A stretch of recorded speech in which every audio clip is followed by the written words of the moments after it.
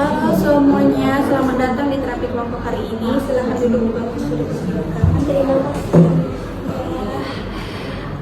Baik, perkenalkan nama saya Nani Inaya. Saya adalah pendamping terapi kelompok pada hari ini. Tujuan saya di sini agar kita bisa saling menguatkan dan memberi support satu sama lain dari pengalaman yang kalian alami selama ini, dan semoga setelah dari terapi kelompok ini keluar dari ruangan ini kita akan menjadi orang yang lebih baik dan bisa menjalani hidup yang lebih baik. Baik, sebelum kita memulai ke tujuan berikutnya, alangkah baiknya kita berdoa terlebih dahulu. Doa dimulai. Doa selesai. Oke. Baiklah, di sini saya belum mengenali nama Bapak dan Masnya ya. Boleh dimulai dari Mbak? Perkenalkan, nama saya Buati. Lanjut Mas.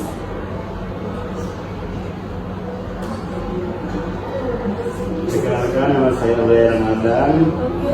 Halo, perkenalkan, nama saya Nadia Satira. Perkenalkan, nama saya Irwan Iskita. Oke, salam kenal semuanya. Oke. Sebelum kita lanjut ke terapi, saya ingin melakukan ice breaking terlebih dahulu. Boleh kan? Boleh. Oke.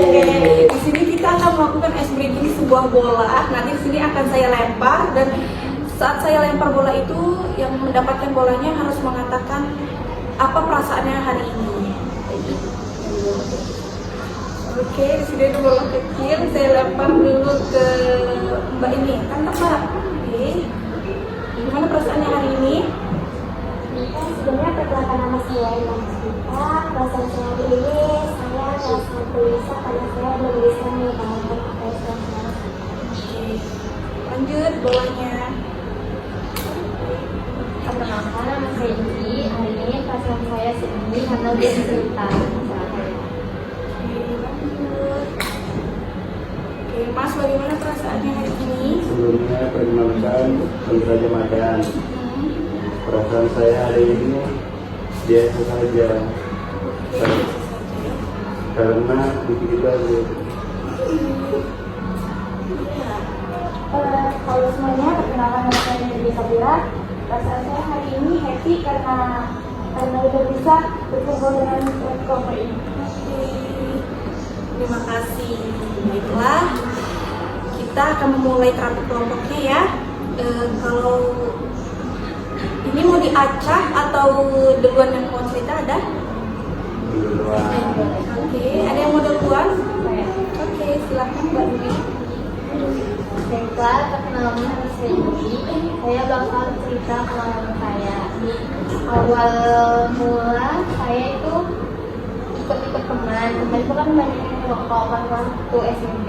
Awalnya dikasih tapi saya nggak mau karena rasanya itu nggak baik. Terus ada kata-kata kawan saya, kok nggak ikutan, kok jalan aneh segala macam. Terus lalu saya coba yang lain, dan saya coba-coba selama SMP dan tamat.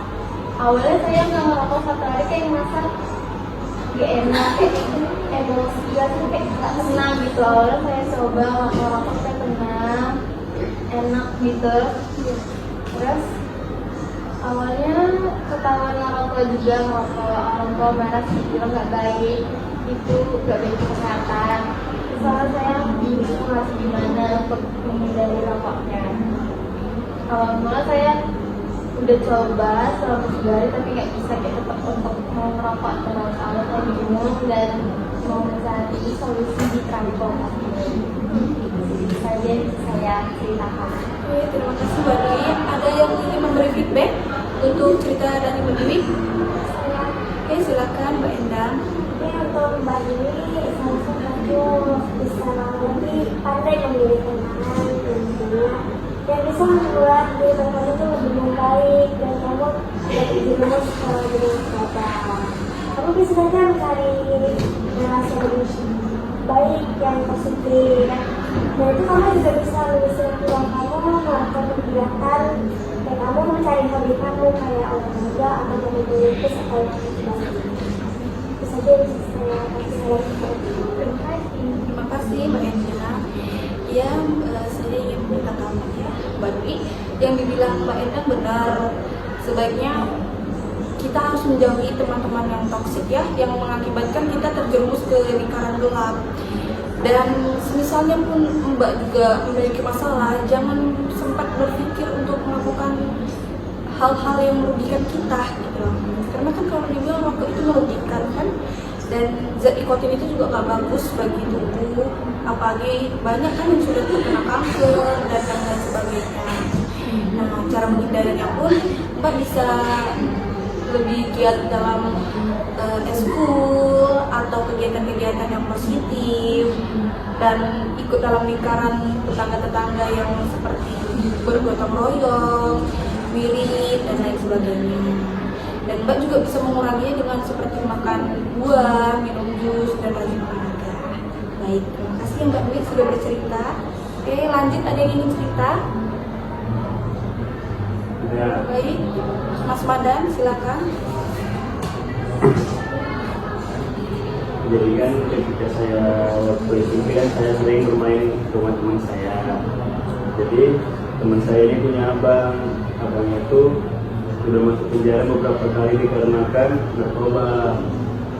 Jadi ketika saat itu karena saya sering main, ketika abangnya keluar dari penjara, rupanya abangnya belum bertaubat juga. Dia masih memakai jaring yang dirugikan itu. Dan saat itu pun kami diajaknya untuk memakai juga. Kami juga tidak ada mengeluarkan duit spesial pun, karena gratis sama dari dia semuanya. Cuman kami bisa jaga mulut supaya dia tidak ketahuan. Dan saat itu juga kami diajak dia ke rumah kosong pada suatu malam. Kami juga, jadi kami karena terpaksa, karena nggak enak juga, kami memakai jas itu juga. Jadi ya begitulah kami terjerumus dalam lingkaran itu. Terima kasih Mas Madan sudah mau bercerita. Baik, ada yang ingin memberi feedback untuk cerita Mas Madan? Tidak ada? Oke. Bagi Mas Madan hebat ya, sudah mulai sadar, karena setiap penggunaan narkotika itu, narkoba ya kita sebut, susah dalam melakukan pelepasan zat tersebut. Namun Mas Madan sudah bisa keluar dari lingkaran gelap itu. Bagus Mas Madan, saya apresiasikan.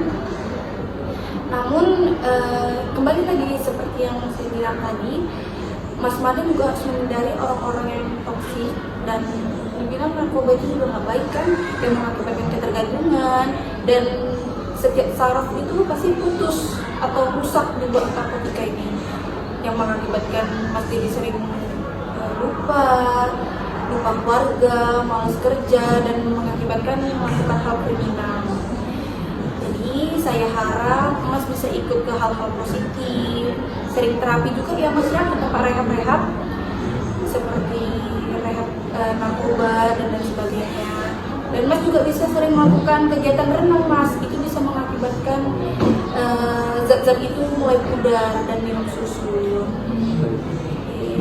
Saya harap setelah dari sini Mas bisa hidup lebih baik ya Mas ya. Sampai situ saja saya sampaikan. Terima kasih Mas Madan. Baik, ada yang ingin bercerita lagi? Ya, silakan Mbak Endang. Sebenarnya pertama saya yang cerita di sini saya akan menceritakan tentang permasalahan yang sedang saya alami. Saya memiliki masalah dengan keluarga saya, yang dimana kedua orang tua saya itu sudah bercerai tentunya, dan itu membuat saya merasa hancur, saya kecewa, yang mengakibatkan saya terjerumus ke dunia baru. Awalnya saya ditawari oleh teman saya, kamu nih ada masalah, kamu coba aja ini, kita menenangkan pikiran.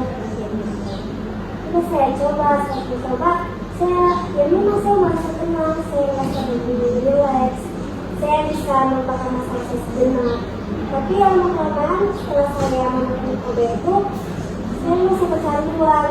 Ketika saya tidak memakainya pun, saya merasa setelah saya memberontak ketika di rumah. Bahkan sampai orang tua saya sendiri, saya ngomong kasar. Dan sekarang saya sadar bahwa yang saya lakukan itu adalah hal yang salah. Jadi kedatangan saya di pos kelompok ini untuk mencari solusi atas permasalahan yang sedang dihadapi. Terima kasih Mbak Endang sudah mau bercerita. Ada yang ingin memberi feedback untuk Mbak Endang? Sudah ada. Baik. Untuk Mbak Endang, saya apresiasikan juga ya, sudah mulai sadar dari zat yang tidak bagus itu. Kalau dibilang kan zat tersebut juga tidak baik ya untuk kita wanita, karena bisa merusak rahim dan lain sebagainya. Dan memang setiap masalah yang membuat kita pasti blank dan kayak drop gitu kan. Tapi saran saya, coba Mbak usahakan pendekatan kepada orang tua, deep dengan orang tua, tanya apa masalah dan apa yang nggak Mbak sukai serta keluarga tidak sukai. Jadi dengan kita saling terbuka dan cerita, pastikan tahu kita apa kekurangannya dan apa yang membuat kita tidak suka kan. Nah, juga pengguna narkoba, Mbak bisa melupakan zat tersebut dengan cara olahraga seperti yang saya bilang tadi, olahraga yang rutin, makan buah, minum susu dan berenang, serta ikuti hal-hal positif seperti mengikuti kegiatan-kegiatan yang positif seperti relawan dan gotong royong dan lain eskul di sekolah dan lain sebagainya ya Mbak ya. Tapi menurut saya Mbak sudah hebat, sudah bisa sadar dari hal-hal yang seperti itu, dan semoga setelah keluar dari sini Mbak juga bisa berubah ya dan mencari kehidupan yang lebih positif. Baik, terima kasih Mbak Endang sudah mau bercerita. Oke, lanjut. Awalnya perkenalan nama saya Nadia Sendira. Saya ingin cerita tentang yang saya alami. Yaitu saya punya teman, dan teman saya itu anak yang suka keluar malam dan sering alhamdulillah sampai keluar gitu kan. Dan saya pertama kawan dengan dia itu, saya tidak tahu kalau dia itu anaknya yang seperti itu, dan saya pun diajak ke tempat tujuan dia itu. Dan saya tidak tahu kalau dia itu memberikan minuman, saya tidak tahu kalau itu minuman beralkohol gitu kan. Jadi saya minum aja deh. Tiba pulang saya tidak masalah apa-apa dan nggak tahu, jadi ngeblank, saya nggak tahu apa-apa. Jadi saya nggak tahu kalau dia itu sudah memberikan itu, sampai dia pun pura-pura nggak tahu kalau dia memberikan alkohol itu kepada saya. Dari situ saya membenci dia karena dia sudah memberikan itu kepada saya. Tujuan saya di sini ingin untuk mencari solusi agar saya tidak menggunakan itu lagi. Terima kasih kepada Mbak Nadia yang sudah bercerita. Baik, ada yang ingin memberi feedback? Saya. Oke, silakan Mbak. Baik, Mbak Nadia, bahwasanya kita juga sudah hati-hati meminta ke semua teman baik sama kita. Terus kalau misalnya mau dia ngajak ke klub atau kemana, kamu harus tanya mau kemana dan tujuannya apa. Terus kamu juga harus bisa membedakan alkohol atau tidak. Tetap hati-hati dalam itu. Itu saja yang bisa saya saran. Oke, terima kasih kepada Mbak Dwi yang sudah memberi feedback. Kepada Mbak Nadia, benar yang dikatakan Mbak Dwi, kita jangan terlalu percaya juga kepada teman ya, karena nggak semua teman itu memberikan dampak positif sama kita. Terkadang dia juga mau menjerumuskan kita ke hal-hal yang tidak baik. Tapi untungnya juga Mbak tidak mengalami hal-hal lebih dari itu kan. Nah, jadi saran saya jauhi teman-teman seperti itu, dan jika Mbak sudah mulai kecanduan alkohol, saya harap Mbak coba melakukan hal-hal positif juga seperti yang lain, dan banyak-banyak makan buah agar bisa melupakan rasa-rasa alkohol yang ada di lidah ya Mbak ya. Oke, semoga dari sini kita bisa lepas dari hal-hal negatif itu. Baik, terima kasih Mbak Nadia. Baik, terima kasih kepada semuanya yang sudah mau bercerita di sini.